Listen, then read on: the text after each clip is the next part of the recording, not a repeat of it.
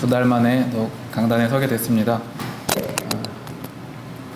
언변이 뛰어나지 않지만 또 매번 이렇게 말씀을 전하게 세워주시는 하나님께 감사를 드립니다.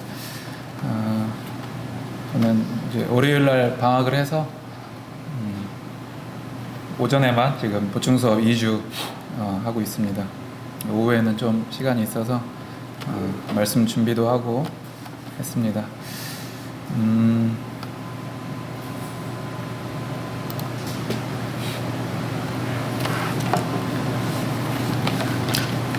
우리의 인생은 젊든 그렇지 않든 모두 바다를 항해하는 배와 같습니다.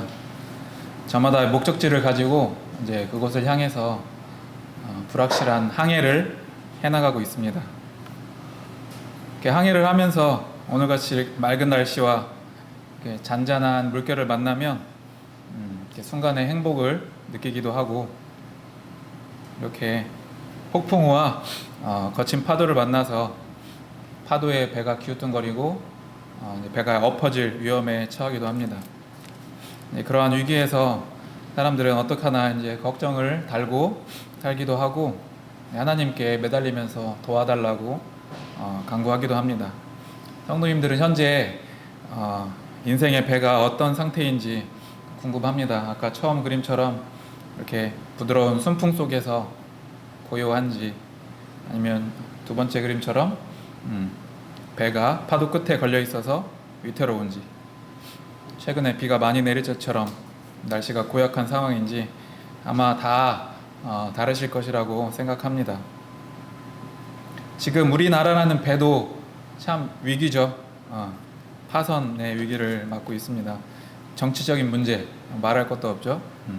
그다음에 교육의 문제, 사교육과 대입 그런 문제들, 그다음에 또 우리나라 문제, 경제 문제, 물가, 그다음에 사람들이 너도 나도 코인 열풍하고 코인 열풍이 불었고 부동산 투기, 환경 문제, 저출산 문제, 우리나라 문제가 참 많아서 배가 완전 뒤집혀서 난파될 위기에 처해 있습니다. 이러한 인생의 위기와 나라의 위기인 상황과 오늘 살펴볼 사도 바울이 배를 타고 가다가, 아까 사회자가 남동풍이 불었다고 했는데 오늘은 이제 북동풍이 붑니다. 그래서 사도 바울이 배를 타고 가다가 북동풍을 만나는 상황이 비슷해서 또 6월 청소년 매일 성경 큐티를 하다가 이 부분을 교재하기로 정해보았습니다. 본문은 사도행전 27장입니다. 저희가 이제 주일에 사도행전 계속 이제 강좌를 듣고 있는데요. 지금 언젠가 또 27장이 할 날이 오겠죠.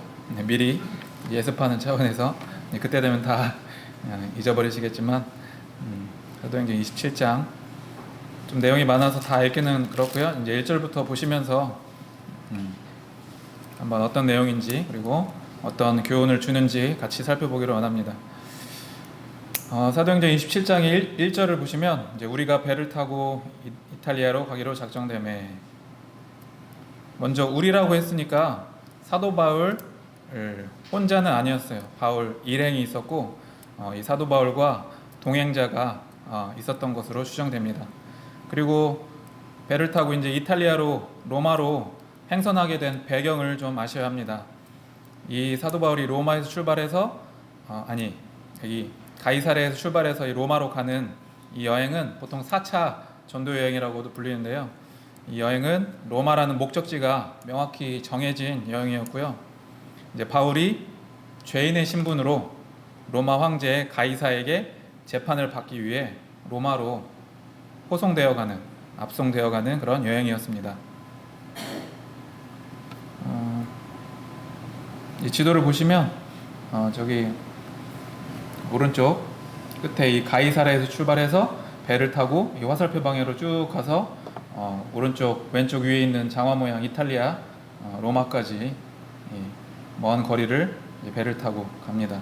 당연히 육지로는 못 가겠죠. 너무 멀어서. 이 터키 지나고 삥 돌아가려면 너무 오래 걸려서 배를 탈 수밖에 없는 상황이었습니다. 자, 왜 바울이 직접 황제 가이사 앞까지 가야 했을까요?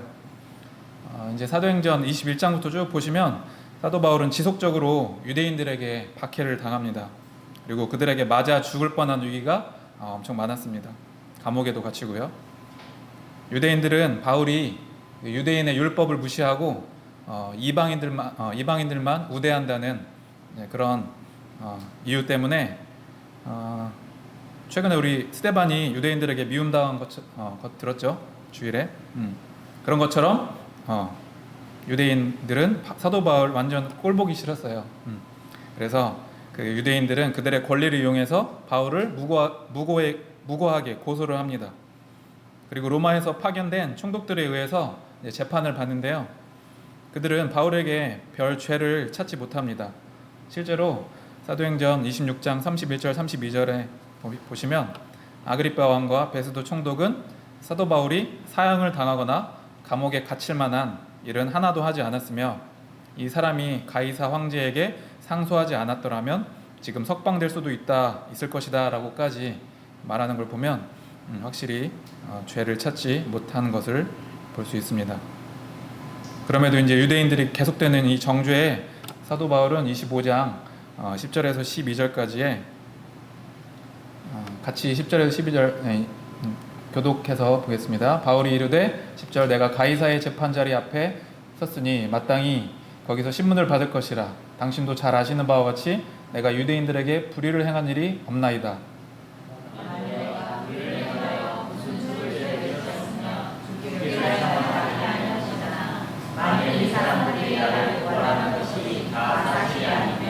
아무도 나를 그들에게 들릴 수 없나이다. 내가 가이사에게 상소하거나 하노니. 베스도가 배석자들과 상의하고 이르되 네가 가이사께 상소하였으니 가이사에게 갈 것이라 하니라. 자, 그래서 억울한 사도 바울이 직접 로마 황제 가이사에게 상소한다는 내용이 나옵니다. 사도 바울은 태어날 때부터 로마 시민권을 가진 자였습니다. 그 당시 로마 시민권을 가졌다는 것은 대단한 특권층에 속했다는 의미고 아무도 함부로 사도 바울을 건드리지 못하는 그런 파워를 가졌습니다. 우리가 영화나 드라마 보시면 미국 시민권자가 어디 위험한 상황에 처할 때 막 대통령 전용기를 보내서 구출하는 그런 장면이 있잖아요. 그런 것처럼 로마 시민권도 굉장히 파워를 가진 그런 것입니다. 그래서 따라서 로마 시민권자가 이 가이사에게 상소를 하면 이 재판은 절대로 중간에 중단시키거나 파기되는 일이 없다고 합니다. 죽을 때까지 그게 계속 간다고 해요. 그만큼 어느 정도 로마 시민들은 피고에 대한 인권이 보장돼 있다고 볼 수 있습니다. 자, 그래서 이러한 이유들로 사도 바울이 로마로 직접 가서 황제 앞에서 재판을 받을 권리가 있었습니다. 이제 이 배경을 말씀드렸고 이제 27장 이제 처음부터 이제 로마로 가는 여행의 시작점인 것입니다. 사실 이러한 전체 스토리 속에는 이제 사도 바울을 로마로 보내서 복음을 전하게 하시려는 하나님의 섭리와 계획이 다 있었던 것입니다. 자, 1절 후반부 보시면 중요한 인물이 한 명 나오는데요. 아구스도 대의 백부장 율리오라는 인물이 등장합니다. 이 사람은 로마군 장교였고 바울을 로마까지 이제 호송해가는 총 책임자였습니다. 좀 군대에서 높은 자리에 있었기 때문에 자기 밑에 군대를 거느리고 있어서 이제 사도 바울 주변에 경비병을 세워서 도망가지 못하게 하고 또 동시에 유대인들이 바울을 해치지 못하게 보호하는 임무까지 맡은 사람이 이 백부장 율리오라는 사람입니다. 이제 이 사람은 앞으로 계속 등장하는데요. 이제 배에서까지 모든 것을 결정하는 가장 파워가 센 사람이라고 보면 되겠습니다. 자, 2절에 보시면 사도행전 27장 2절 아드라무테노 그 지명인데요. 현재 터키에 있는 한 해안가 도시 이름입니다. 이제 이 아드라무테노로 향하는 배를 타고 이제 가이사랴에서 출발을 하게 됩니다. 2절 후반부에 바울과 동행하는 아리스다고라는 인물이 나옵니다. 이 사람은 사도 바울의 친밀한 동료 가운데 한 사람으로서 여행 동료이자 함께 투옥된 적까지 있었던 그런 사람입니다. 사도행전 여러 군데에서 이 인물이 등장하는데요. 첫 번째 나오는 게 사도행전 19장 29절 에서 나옵니다. 사도행전 19장 29절은 에베소에서 좀 소동이 있었습니다. 아데미 여신상을 만드는 은세공자가 바울의 복음 전파로 인해서 사람들이 여신상을 사지 않으니까 자신의 장사 수익이 떨어질 위기에 놓이자 이제 바울을 죽이자고 그 직공들을 선동해서 로마 원형 경기장으로 끌려가서 이제 죽을 뻔한 그런 위기가 있었는데, 그때 이제 같이 옆에 있었던 사람이 이 아리스다고라는 인물입니다. 그 다음에 사도행전 20장 4절에서도 나오는데요. 아리스다고가 아시아에 함께 동행했던 자로 나오고 있고, 데살로니가 사람이라고 출신이라고 이제 소개를 하고 있습니다. 또한 골로새서 4장 10절에 나와 함께 갇힌 아리스다고, 그래서 감옥에까지 같이 갇혔던 그런 인물입니다. 그래서 아리스다고의 별명이 함께하는 자라고 합니다. 그래서 사도 바울이 행했던 이런 복음 사역과 여러 가지 일들은 바울 혼자 이루어낸 역사가 아닙니다. 옆에서 바울이 행했던 옆에서 이제 같이 있어주고 도와주고 섬겨주고 했던 사람들이 있었기 때문에 가능했습니다. 힘들 때마다 같이 있어준 아리스다고와 같은 그런 형제가 있었습니다. 빌레몬서 1장 24절 이제 빌레몬서 끝 인사에서도 나의 동역자 마가 아리스다고 해서 이렇게 동역자로 소개하고 있는, 호칭하고 있는 것을 볼 수 있습니다. 그래서 이제 다시 이제 본문으로 와서 같이 이제 로마로 가는 배에 타게 됐는데 어떻게 바울은 죄수였는데 로마로 가는 이 여행에서 이 저자인 누가와 아리스다고는 어떻게 같이 같은 배에 타서 여행을 할 수 있었을까요? 어떤 역사가는 이제 이러한 의견을 제시합니다. 그들을 바울의 종으로 여기며 모른 척 해준 아까 그 백부장 율리오의 친절 덕분에 탈 수 있었을 것이다. 로마 시민은 몇 명의 종의 도움을 받는 것이 법으로 허락되어 있다. 두 사람이 함께 있어주면서 서로 격려하며 바울은 참으로 용기를 얻었을 것이다. 누가와 아리스다고는 희생과 위험까지 감수하면서 바울에 대한 사랑을 나타내었다. 이제 로마로 가는 긴 시간 동안 이제 그 큰 배에서 지내면서 이제 바울의 주변에는 거칠고 바울을 또 싫어하는, 대적하는 무리들도 있었을 것입니다. 하지만 이렇게 아리스다고와 같은 형제가 있어서 그들과 좀 자유로이 대화도 하고 바울에게 힘을 주었으리라 생각합니다. 어떤 성경 주석에서는 아리스다고를 이렇게 표현하고 있습니다. 동행자, 그다음에 같이 길을 걷는 자, 그다음에 동역자,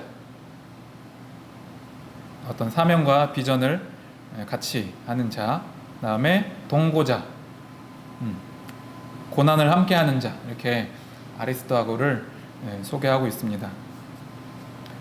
바울은 당연히 복음 전도를 하면서 하나님께도 의지했겠지만 옆에 있는 이 아리스다고와 같은 동역자들이 있어서 매우 든든했을 것이라고 생각합니다. 그리고 혼자가 아니어서 참 행복한 사도 바울이었겠구나라는 생각을 해봤습니다.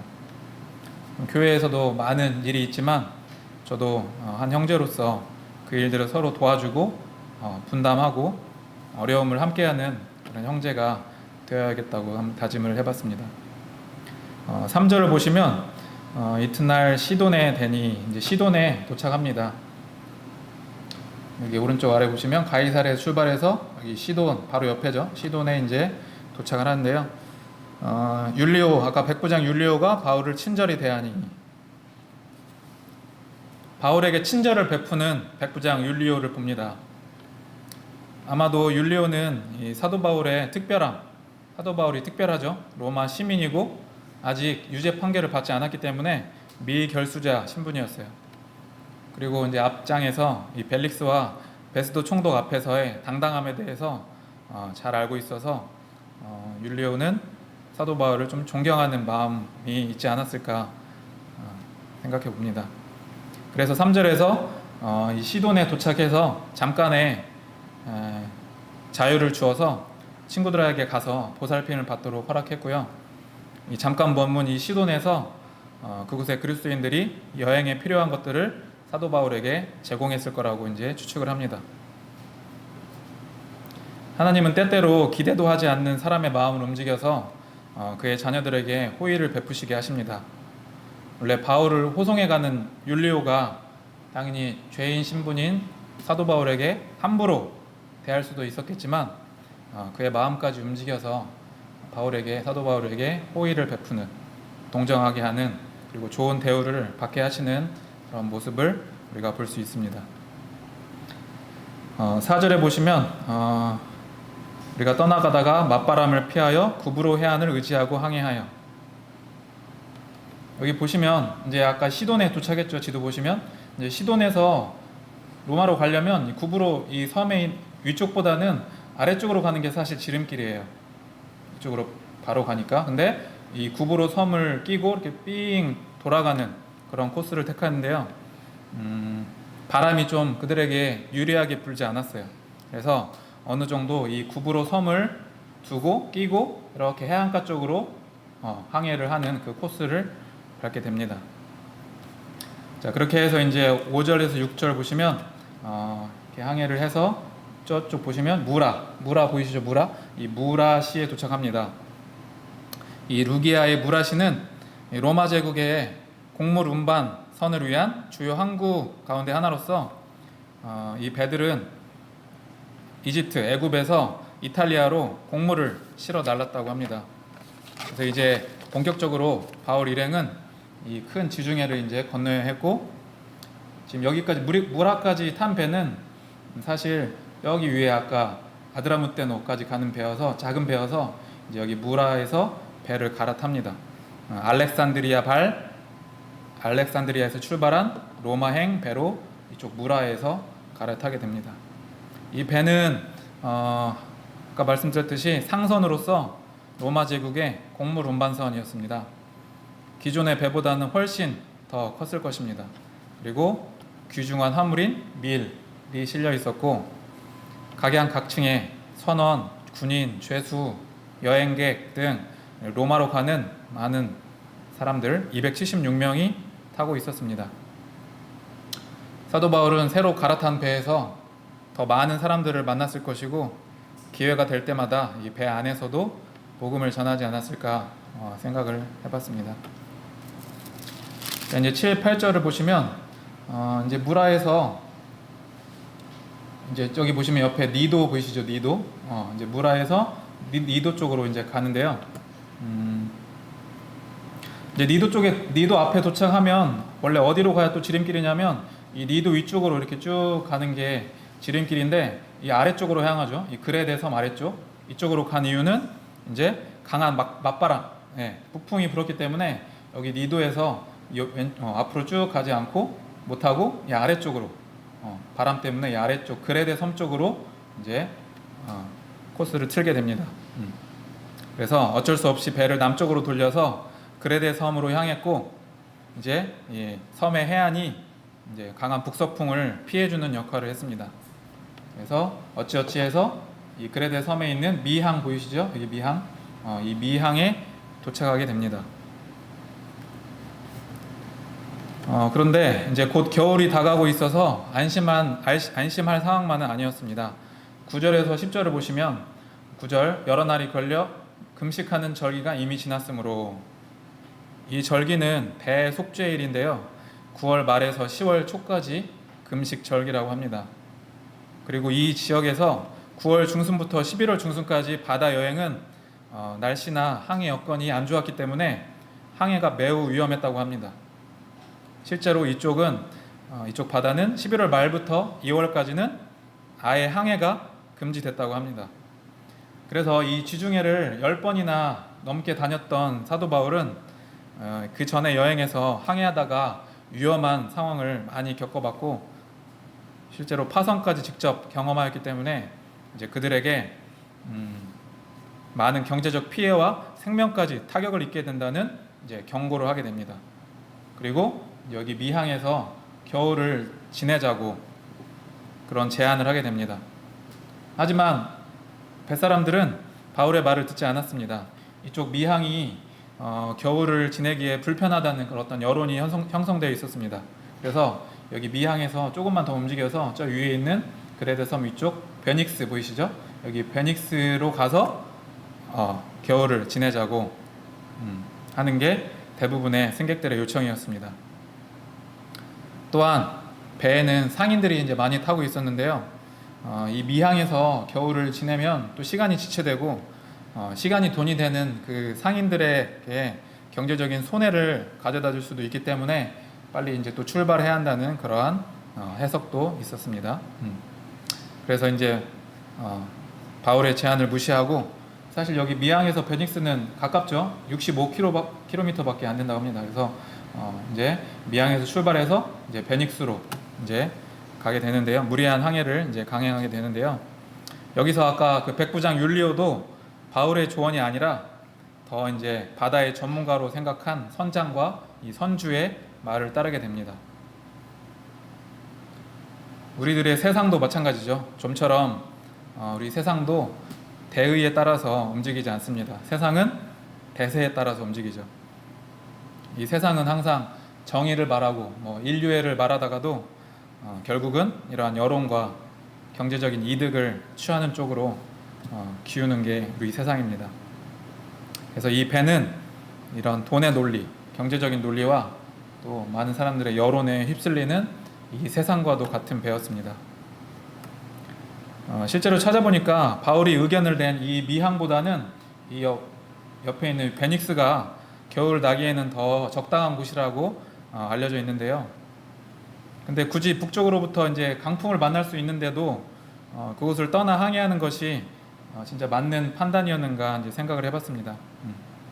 결과론적 이야기이긴 하지만 미항에서 멈춰 있는 게 더 현명한 판단이지 않았을까 이제 생각을 해봤습니다. 그리고 백부장은 바울에게는 아까 3절에서는 친절했다고 했죠. 하지만 막상 이 중요한 충고를 받아들이지 않고 여론을 따랐던 이 백부장 율리오의 모습이 우리의 모습이지 않을까 또 생각해 봤습니다. 에스겔서 33장 31절에 백성이 모이는 것 같이 내게 나아오며 내 백성처럼 내 앞에 앉아서 내 말을 들으나 그대로 행하지 아니하니 이는 그 입으로는 사랑을 나타내어도 마음으로는 이익을 따름이라. 우리가 주님을 사랑한다고 하고 존경한다고 하지만 막상 행동으로는 주님의 말씀을 따르지 않으려고 하는 우리의 모습을 이제 보게 됩니다. 항상 우리의 생각과 우리의 마음이 주의 뜻을 따르는 저희들이 되기를 원합니다. 자, 그래서 이제 결국 미항에서 이제 출발을 하는데요. 딱 출발하기 전에 남풍이 부드럽게 이제 불었어요. 13절에 보시면 남풍이 순하게 불매. 남풍이 순하게 부니까 이제 미항에서 이제 살짝 아래쪽으로 내려가서 이제 베닉스로 가야 하니까 이제 좋은 여건이었죠. 그래서 남풍이 부드럽게 불자 그 사람들은 자기들의 생각이 옳았다고 생각하고 매우 이제 기뻐했을 것입니다. 자신들의 판단이 옳았다면서 이제 약간 기세양양했겠죠. 바울을 보고 비웃었을 것입니다. 그들은 이제 이 남풍 부드럽게 부는 것만 보고 이제 미항을 떠나서 이제 행선을 감행합니다. 이렇게 이제 그레데 섬 이제 해안가 붙어서 이제 베닉스로 이제 출발했는데요. 이제 14절 보시면 얼마 안 돼요. 섬 가운데로부터 유라굴로라는 광풍이 크게 일어나니, 얼마 지나지 않아서 이제 유라굴로라는 광풍을 만나게 됩니다. 이 미항에서 출발한 지 얼마 안 돼서 이제 유라굴로는 헬라어 유로스가 이제 동풍을 의미합니다. 그리고 라틴어 아퀼로, 이게 북풍을 의미합니다. 그래서 합쳐진 이제 유라큘론, 이제 북동풍이라는 뜻이겠죠. 이제 이 광풍은 이 지중해를 항해하는 사람들이 엄청 두려워하는 이런 폭풍이었습니다. 그래서 이 배는 엄청 큰 배라고 했었죠. 이제 큰 돛을 단 배였고, 이제 이 항해의 정 반대 방향의 큰 바람, 이제 북동풍이 베닉스로 가려면 이렇게 올라가야 하는데 이제 북동풍이 불어서 배가 파도가 치고 배가 이제 전복될 위기에 위험한 상황에 이제 놓이게 된 것입니다. 아무도 이제 어떻게 할 방법이 없었기 때문에 일단 돛을 내리고 또한 이제 밧줄이나 쇠사슬로 배 선체를 이제 동여매려고 애썼습니다. 그래서 많은 사람들이 할 수 있는 방법을 다 동원해서 이제 이 광풍을 이제 맞서기 시작했습니다. 실제로 15절, 17절, 27절에 동일한 표현이 나오는데요. 자, 15절도 보면 배가 밀려 바람에 맞추어 갈 수 없어 가는 대로 두고 쫓겨가다가, 그 다음에 17절도 보시면 마지막 부분에 그냥 쫓겨가더니, 그 다음에 27절도 보시면 바다에서 이리저리 쫓겨가다가, 똑같은 표현이 나오죠. 쫓겨가다가. 영어로 보시면 이게 드라이브이라는 영어 표현이고, 뭐 쫓겨가다, 뭐 떠밀려가다, 그대로 밀려가다 이런 뜻입니다. 뭔 뜻인지 아시겠죠? 바람을 뚫고 갈 수가 없기 때문에 그냥 바람이 부는 대로 떠밀려 다니는 이 배의 모습을 나타내는 표현이 세 군데에서나 나옵니다. 이 인생의 축소판 같은 배가 경제와 여론의 힘에 밀려 강행을 했는데 이 광풍을 만나서 그냥 떠밀려 버리게 되는 그런 형세에 놓이게 됐습니다. 우리가 사는 이 세상도 비슷한 것 같아요. 이 모든 분야에서 광풍이 불고 있죠. 교육, 정치. 이 세상 사람들은 이 광풍이 부는 대로 떠밀려 다니고 있는 걸 볼 수 있습니다. 부동산 투기 열풍, 코인으로 돈 번다고 하니까 너도 나도 코인 열풍, 영어 유치원 다닌다고 하니까 다 막 보내고, 의대 늘린다고 하니까 막 의대 열풍, 노후 준비 열풍, 많은 열풍이 있는데요.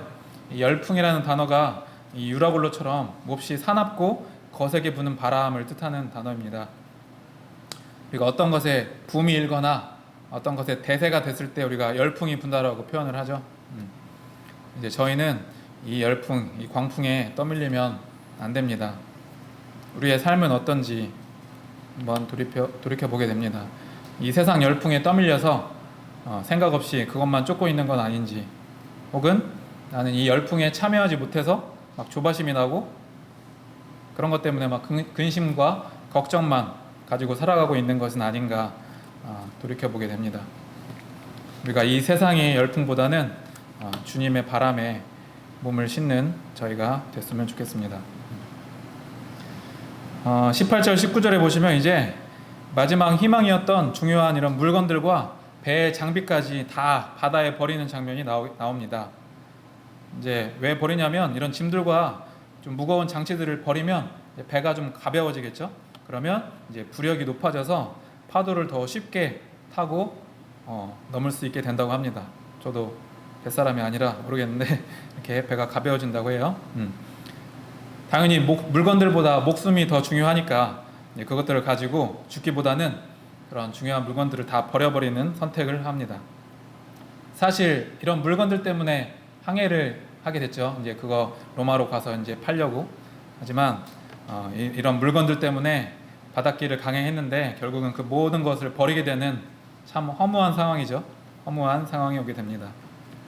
이런 돈과 재물만 있으면 다 행복한 것처럼 그것들을 쫓지만 오히려 그것들이 짐스러운 때가 올 수 있음을 알려줍니다. 우리가 허무하다는 표현 어디에서 많이 나오죠? 전도서에 많이 나오죠.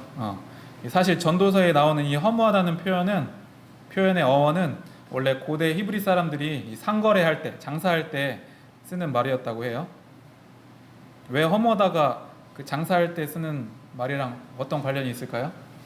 여기서 이제 퀴즈입니다. 상인들이 가장 많이 하는 거짓말은 무엇일까요? 네, 맞습니다. 정답. 팔아도 남는 게 없다. 팔아도 남는 게 없으면 참 허무한 상황이죠. 네. 그래서 우리가 해 아래 하나님이 없는 인생은 참 아무리 돈을 많이 모으고 명예를 얻는다 해도 아무것도 남는 게 없는 참 허무한 인생인 것입니다. 그래서 이제 20절 보시면 여러 날 동안 해도 별도 보이지 아니하고 큰 풍랑이 그대로 있음에 구원의 염원마저 없어졌더라. 참 배 안의 분위기는 참담한 상황이었습니다. 구원의 여망이 다 없어졌다라고 표현합니다. 폭풍우는 계속되고 멈출 기미는 없고, 그래서 아마 배에 탔던 사람들이 이제 죽겠구나, 죽음의 공포에 질려 있었을 것입니다. 다 아마 포기해버린 마음이었을 것입니다. 하지만 사도 바울과 그의 동료들은 용기를 잃지 않았습니다. 사도 바울이 여행을 떠나기 전에 사도행전 25장에서 주님께서 바울 곁에 서서 로마로 가서 복음을 전개하게 될 것이라는 그런 약속의 말씀을 사도 바울은 굳게 믿었습니다. 21절 보시면 사람들이 춥고 막 멀미나고 무섭고 당연히 입맛도 없었겠죠. 먹을 생각도 안 들었을 것입니다. 그래서 21절에 그러한 사람들에게 이제 사도 바울이 자신의 말을 좀 들었어야 한다며 충고를 하는 내용이 나옵니다. 사람들이 좀 더 화났겠죠. 지금 먹지도 못하는 상황인데 그런 충고를 하니까. 하지만 사도 바울에게는 그 정도 말을 할 자격이 있었습니다. 22절 이제 23절 22절부터 26절까지 교독해서 읽겠습니다. 내가 너희를 권하노니 이제는 안심하라. 너희 중 아무도 생명에는 아무런 손상이 없겠고 오직 배뿐이니라. 내가 축함과 또 내가 섬기는 하나님을 찾아가 어젯밤에 내 곁에 서서 말하되 바울아 두려워하지 말라. 내가 가이사 앞에 서야 하겠고 또 하나님께서 너와 함께 항해하는 자를 다 내게 주셨다 하였으니 그러므로 여러분이여 안심하라. 나는 내게 말씀하신 그대로 되리라고 하나님을 믿어라. 그런즉 우리가 반드시 한 섬에 걸리리라 하더라. 자, 바울은 이제 비록 죄수의 신분이지만 지금부터 이제 주인공으로 바뀝니다.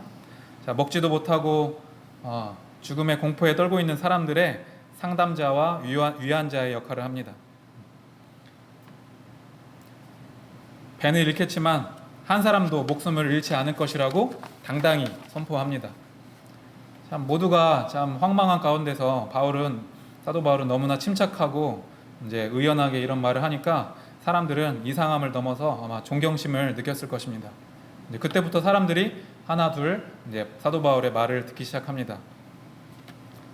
바울은 자신이 어떠한 근거로 이러한 확신을 가지고 있는가를 이제 천천히 설명해 줍니다.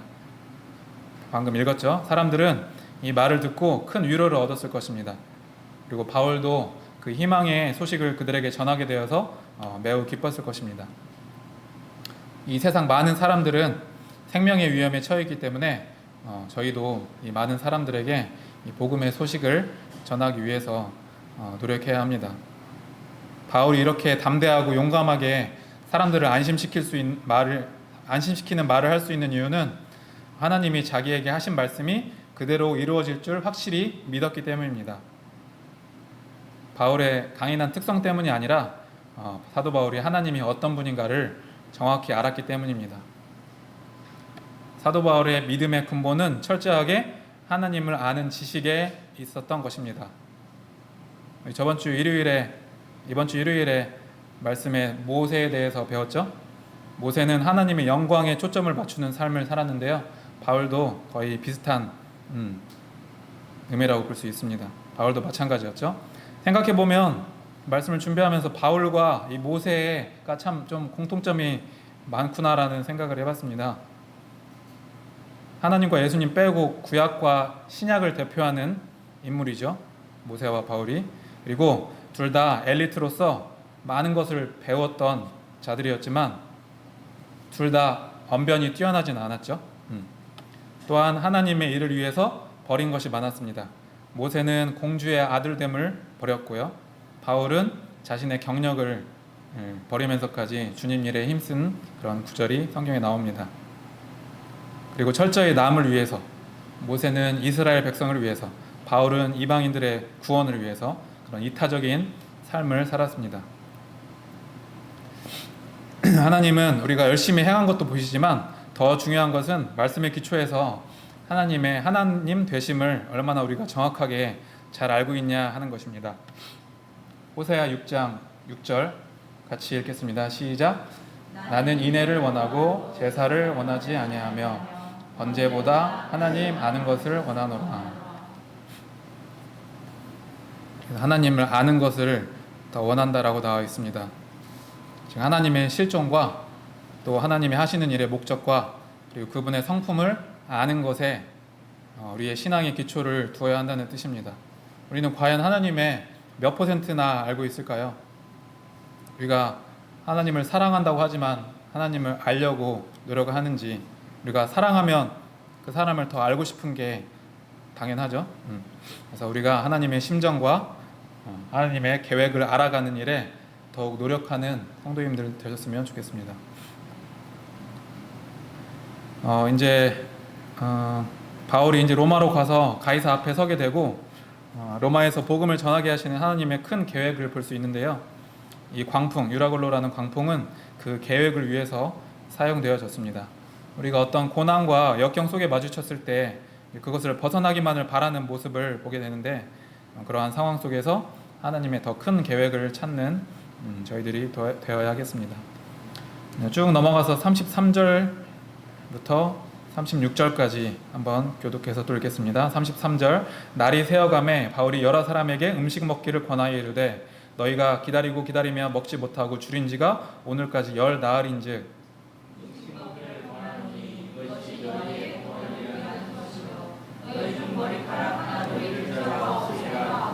떡을 가져다가 모든 사람 앞에서 하나님께 축사하고 떼어 먹기를 시작하매. 네. 이 34절에 머리카락 하나도 잃을 자가 없다는 표현은 그 절대적인 보호를 가리키는 유대인의 일반적인 표현이라고 합니다.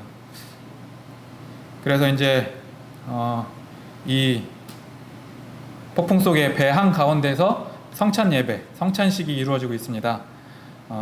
이전까지 투명인간 취급하던 사도 바울이 이 풍랑 덕분에 이제 배의 주도권을 잡게 되고 모든 사람들이 사도 바울의 말에 주목하고 이제 성찬 예식까지 진행하는 이제 놀라운 장면을 볼 수 있습니다. 바울이 먼저 이 빵을 먹고 이어서 다른 사람들도 빵을 이어서 먹는 모습이 나옵니다. 이전까지는 사람들이 아무런 식욕도 없었죠. 그러한 절망 가운데 그런 상황에서 바울이 아마 직접 승객들을 위해서 그런 식탁을 마련했을 것입니다. 사도 바울은 빵을 앞에 두고 모든 사람 앞에서 이제 하나님께 감사의 기도를 올려드렸습니다. 기도의 내용은 어떤 것인지 안 나와 있지만 이런 기도를 했겠죠. 그들이 아직까지 살아있고 지금까지 잘 보호되었고 큰 위험 속에서 그들의 생명이 구원받으리라는 약속을 받은 것을 감사드렸을 것입니다. 또 그들이 지금까지 갖고 있는 이 양식에 대해서도 감사드렸을 것입니다. 바울이 이렇게 하나님 앞에서 기도하는 모습은 나머지 사람들에게 좋은 영향력을 끼쳤을 것이라고 생각을 했습니다.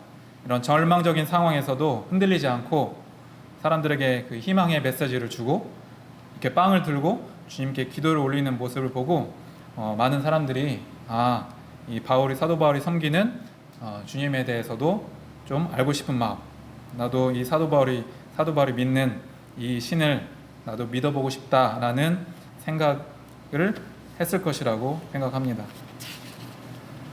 이제 이 만찬 이후에 모든 사람들은 풍랑에서 다 이제 구원을 받고 살아남게 되는 내용이 이제 쭉 나옵니다.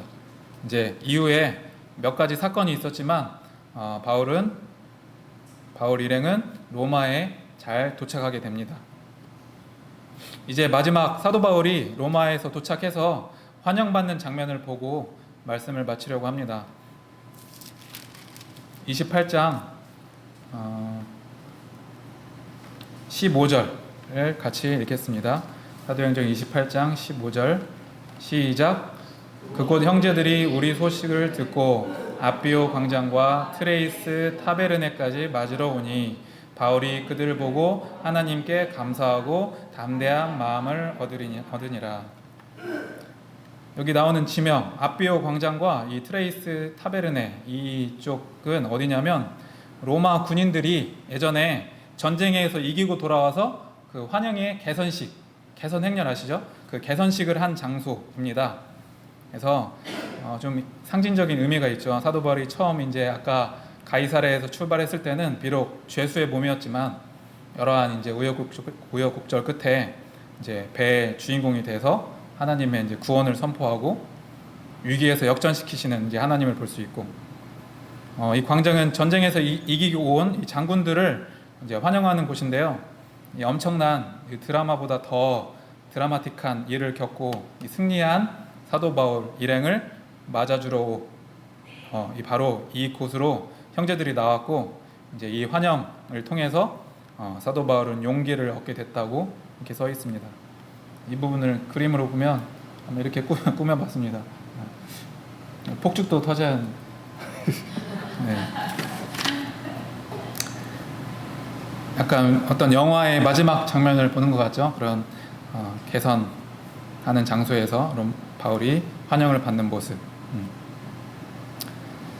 참 27장 처음부터 이제 이 28장 이 부분까지를 짧은 시간에 한번 시간 순서로 떠올려 보면 참 놀라운 사건들이 많았던 것을 보게 됩니다.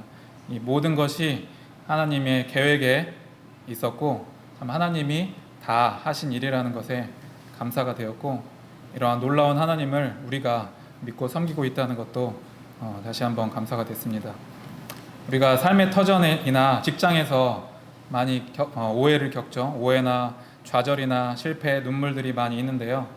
그러한 세상 속에서 그런 세상 사람들이 우리를 투명인간 취급하고, 우리가 어떤 말을 해도 잘 듣지 않는, 무시하는 그런 경우가 많이 있죠. 하지만 우리는 하나님의 사명자이기 때문에, 그리고 하나님의 큰 계획을 알고 믿기 때문에 이제 좌절하지 않아야 합니다. 그래서 오늘 제목을 이것으로 한번 정해봤습니다. 같이 읽겠습니다. 시작. 사명이 있는 자는 좌절하지 않는다. 그래서 오늘 사도 바울의 이 여행을 통해서 소명과 사명이 있는 저희들이 이 세상에서 좌절하지 않고 주님의 일을 열심히 할 수 있기를 이제 소망합니다. 이상으로 마치고요. 오랜만에 특송을 준비했습니다. 잘 들어주시면 감사하겠습니다.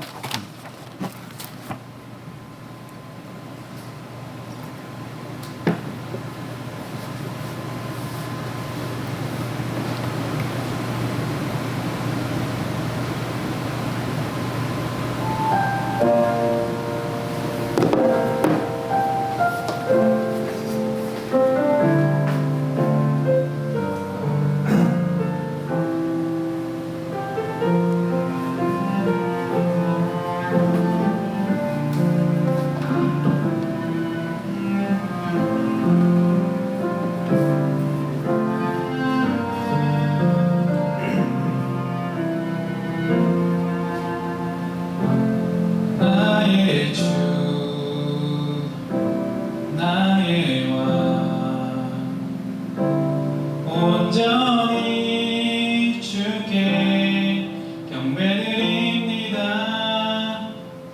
이 시간 오직 주만 온전히 주를 찬양합니다. 나의 모든 생각도 나의 모든 마음도 주의 크신 뜻을 따르기 원하네.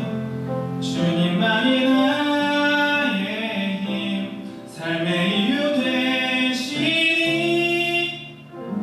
오직 주를 따르길 원하네.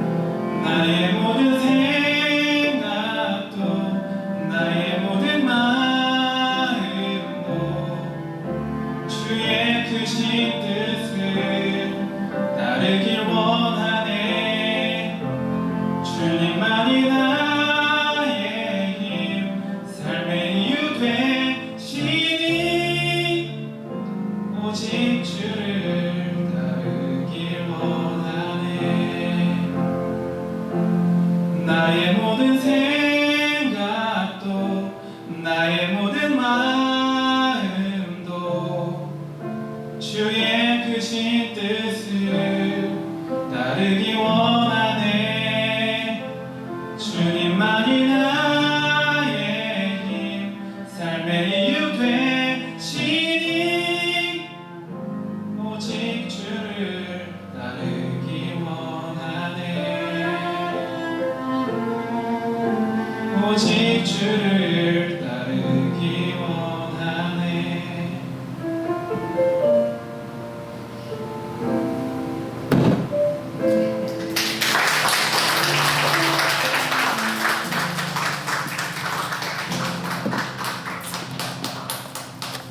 네, 이상으로 마치겠습니다.